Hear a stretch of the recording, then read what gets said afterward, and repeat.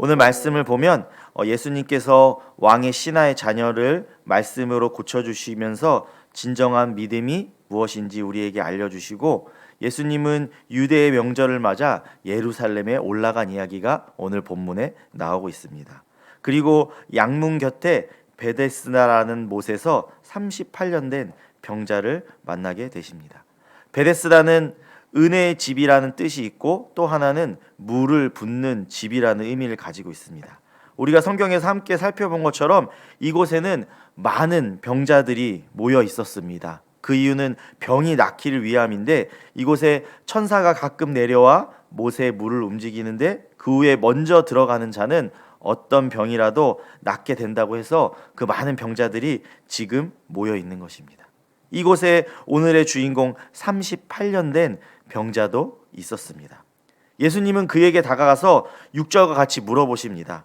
단도직입적으로 지금 묻고 계신데 낫고자 하느냐, 이렇게 물어보십니다.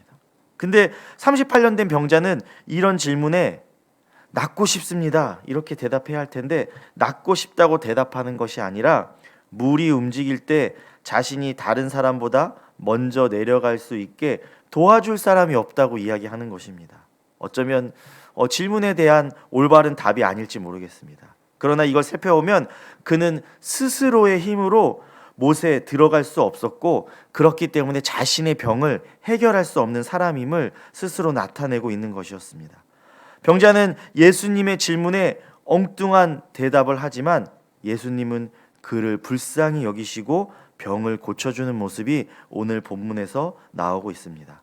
예수님은 앞에 그 왕의 신하의 자녀의 병을 고쳤던 것과 같이 말씀으로 지금도 병을 고쳐주고 계십니다.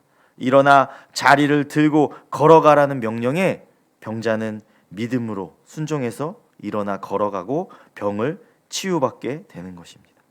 이 사건은 하나님의 놀라운 치유의 사건이고 하나님의 말씀을 믿은 은혜의 결과인 것입니다.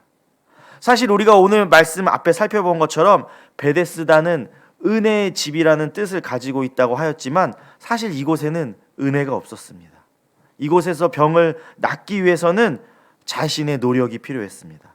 다른 누구보다 선착순으로 먼저 그 천사가 그 못을 동하였을 때 그곳에 도달했어야 치유받을 수 있는 곳이었기 때문입니다. 은혜가 아니라 자신의 노력이 필요했던 것입니다. 그러나 예수님은 그런 분이 아니셨습니다. 아무런 조건 없이 38년 된 병자를 고쳐주시는 은혜를 베풀어 주셨습니다. 그 병자의 스스로의 노력이 아니라 예수 그리스도의 은혜로 문제를 해결받고 병을 치료받는 역사가 일어난 것입니다. 우리도 오늘 38년 된 병자와 같은 모습일 수 있을 것입니다. 우리가 다 아는 것처럼 우리는 다 죄인입니다. 우리는 죄인인데 그 죄의 문제를 우리 스스로 해결할 수 없습니다. 세상 사람들은 이 죄의 문제를 해결하기 위해서 여러 가지 방법들을 찾곤 합니다. 누구는 지식으로, 그 지혜로, 누구는 돈으로, 권력으로, 능력으로, 세상의 많은 것들로 자신의 문제들을 해결하려고 하지만 그 문제를 다 해결할 수 없습니다. 우리 예수님은 우리를 사랑해 주시고 우리에게 은혜를 베풀어 주셨을 때 우리는 그 죄의 문제를 해결받을 수 있습니다. 우리의 노력이 아니라 예수 그리스도의 사랑으로 그 예수님이 은혜를 베풀어 주셨을 때만 우리는 구원을 받을 수 있는 것입니다. 우리의 노력이 아니라 은혜로만 죄의 문제를 해결받는 것이 진정한 구원이고 하나님의 역사인 것입니다. 그런데 유대인들은 이렇게 병자가 이 병을 낫고 치유받았는데 그것을 축하해주고 기뻐하는 것이 아니라 그들은 철저히 율법주의로 그 병자를 대하고 있습니다.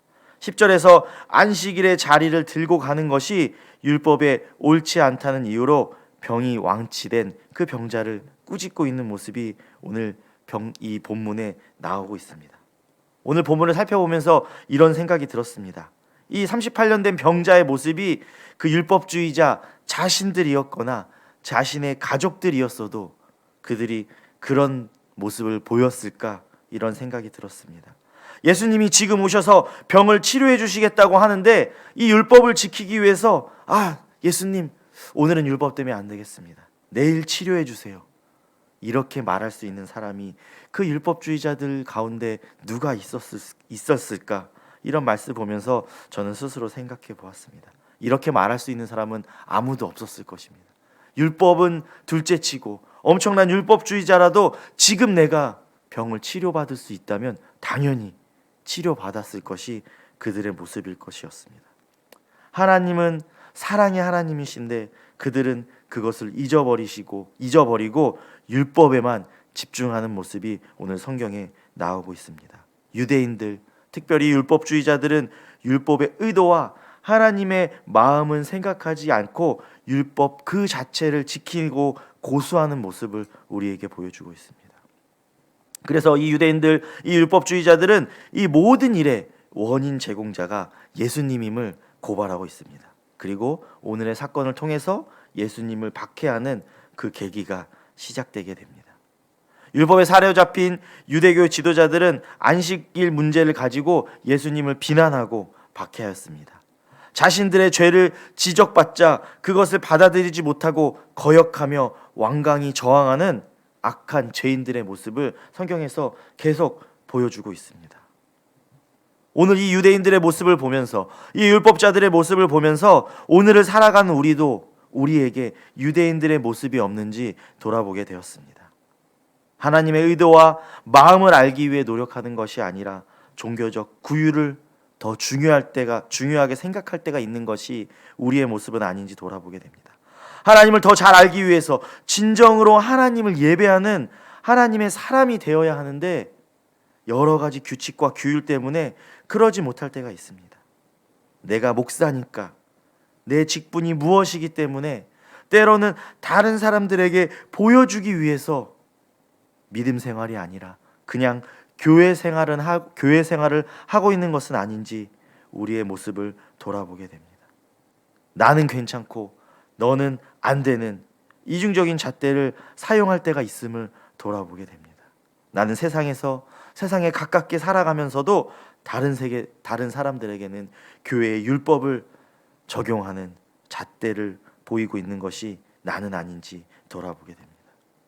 유대인들과 같이 예수님이 지금 우리에게 오셨는데 그 예수님을 못 알아보는 또 다른 죄를 범하고 있는 것이 우리의 모습은 아닌지 오늘 말씀 앞에 돌아보게 됩니다.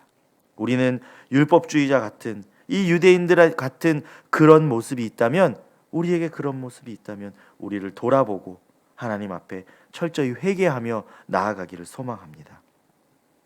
우리는 자신의 힘으로 스스로를 구원할 수 없는 죄인입니다.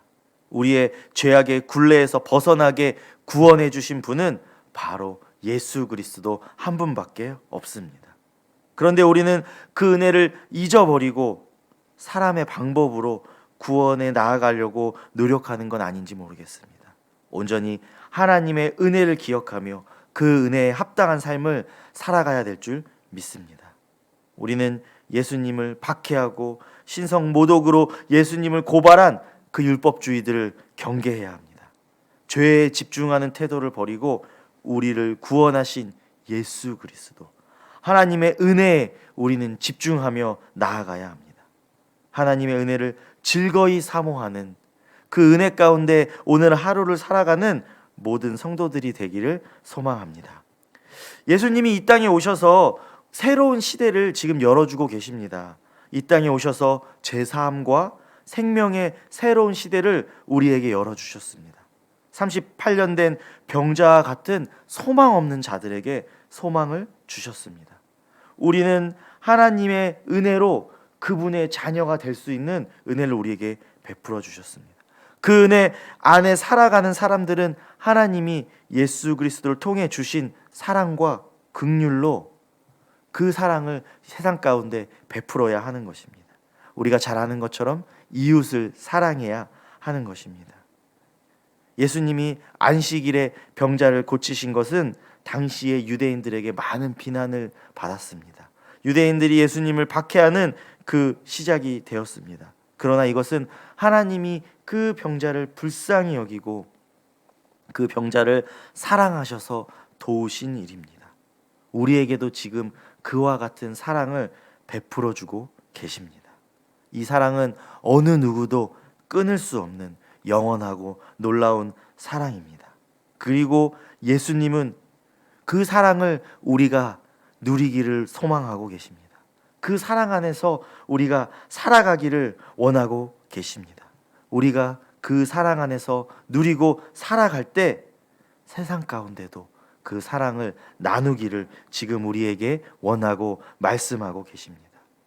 이 유대인들과 같은 세상의 눈으로, 세상의 기준으로 살아가는 것이 아니라 하나님의 기준으로 예수 그리스도의 사랑을 누리고 그 사랑을 나누는 모든 성도님들이 되시기를 소망합니다.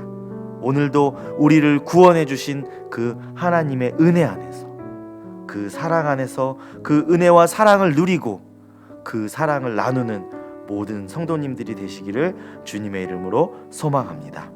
우리 이 시간 함께 기도하겠습니다.